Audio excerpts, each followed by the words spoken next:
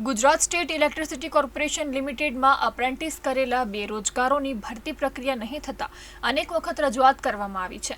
તેમ છતાં પણ આજ દિન સુધી તેમની રજૂઆત ધ્યાને નહીં લેવાતા આજે ફરી એક વખત રાજ્યભરમાંથી અલગ અલગ જિલ્લાઓમાંથી ઉમેદવારો વડોદરાની રેસક્રોસ વિદ્યુત ભવન ખાતે આવી પહોંચ્યા હતા, જ્યાં તેઓએ ધરણા પ્રદર્શન કર્યું હતું।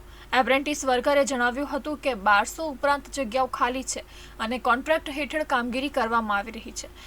અમને સૌને કાયમી ભરતી કરી સૌની બેરોજગારી દૂર કરે, સૌને નોકરી આપે અને પરિવારને ન્યાય આપે। આ સાથે ગુજરાતના દરેક જિલ્લામાંથી આવેલ ઉમેદવારે માંગ કરી હતી। આપણું ગુજરાત સરકાર ઉર્જા વિભાગ સામેનું જે આંદોલન છે હેલ્પરની નિમણૂક માટે જે શરૂ થઈ ચૂક્યું છે, આજે પ્રથમ દિવસ છે। સવાર 9 વાગ્યાથી આપણે સૌ અહીંયા ઉપસ્થિત છે। ઘણા બધા એપ્રેન્ટિસો અહીંયા ઉપસ્થિત થઈ ગયા છે, જ્યાં ઘણા બધા એપ્રેન્ટિસોની આપણે રાહ જોઈ રહ્યા છીએ। ખૂબ સરસ આંદોલન છે, બધા મક્કમ છે પરીક્ષા જાહેર કરવા માટે। જે લોકો નથી આંદોલનમાં આવી શક્યા એ લોકો પણ આવતીકાલે એ લોકો પણ આવવા માટે 100% પ્રયત્ન કરે। આવતીકાલે એ લોકો પણ અહીંયા આવે તો આપણા આંદોલનને જરા વેગ મળે। આજે પ્રથમ દિવસ આપણો પૂર્ણ થવા જઈ રહ્યો છે। સવારથી બધા 9 વાગ્યાથી અહીંયા ભૂખ હડતાળ પર બેઠેલા જ છે, આપ સૌ જોઈ શકો છો।